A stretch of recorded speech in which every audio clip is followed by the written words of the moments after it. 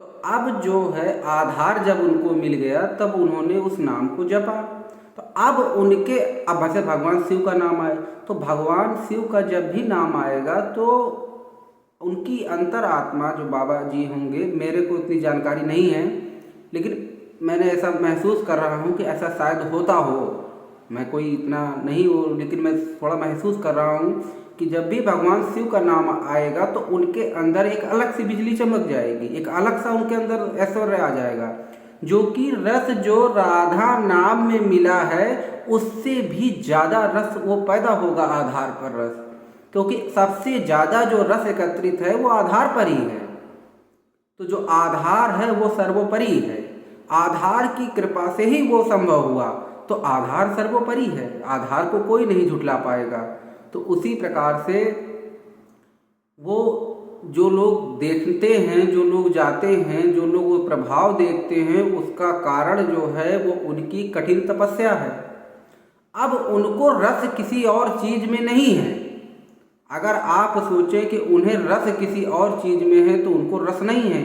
उनके लिए सारे लोग, चाहे कोई छोटा हो, चाहे कोई बड़ा हो, चाहे कोई कुछ भी हो, उनको फर्क नहीं, क्योंकि वो उस साम्राज्य के मालिक हैं, वो उस साम्राज्य के हैं जिस साम्राज्य में कोई और नहीं जा पाएगा। उनको मालूम है ये चीज़ कि अगर यहाँ पर लोग इस साम्राज्य में आ गए तो मेरा काम हो जाएगा। तो वो ये चीज़ भीतर से जानते हैं और उन्हें उसी से आनंद और उसी से दुख पैदा होता है। जब कोई उनकी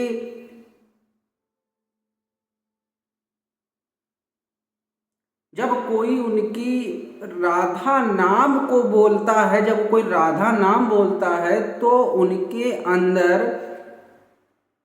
एक अलग सा आनंद पैदा होता होगा, क्योंकि उस नाम को जब वो दूसरे से मुख से सुनते हैं तो उनको महा आनंद पैदा होता होगा। उतना आनंद पैदा होता है कि आपके द्वारा लिया गया नाम भी उतना आनंद आपको नहीं दे सकता जितना कि दूसरा जब उस नाम को लेगा तो उससे आनंद मिलता है।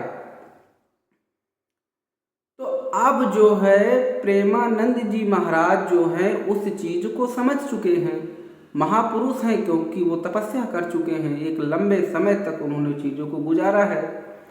और इस पर हमारा टॉपिक नहीं है, हमारा टॉपिक है ध्यान और जप के ऊपर। तो नाम जप देखिए, फिर धीरे धीरे क्या हुआ कि जब उसको आधार मिल गया तो नाम जप फिर आ जाता है, फिर होने लगता है नाम जप। अब जब नाम जप पर आधार नहीं होगा तो आपको पूरी चीजों को समझना पड़ेगा। उसे ही कहा गया है ज्ञान मार्ग। कई मार्ग हैं जानने के, जैसे एक भक्ति मार्ग जिसमें नाम जप हो गए, भजन हो गया, पूजा पाठ हो गई, ये सब भक्ति मार्ग हैं। फिर दूसरा जो मार्ग है वो है ज्ञान मार्ग, कि आप चीज़ों को पढ़ें, समझें और उसके अंतिम सिरा को ढूंढें। ऐसे करके आपको विचारशील बनना पड़ेगा। ओशो एक महान विचारक थे, ओशो एक महान तर्कशील थे, पी कृष्णमूर्ति एक महान तर्कशील थे, तो स्वामी विवेकानंद एक महान दार्शनिक थे, तर्कशील भी थे, बहुत बड़े तर्कशील थे।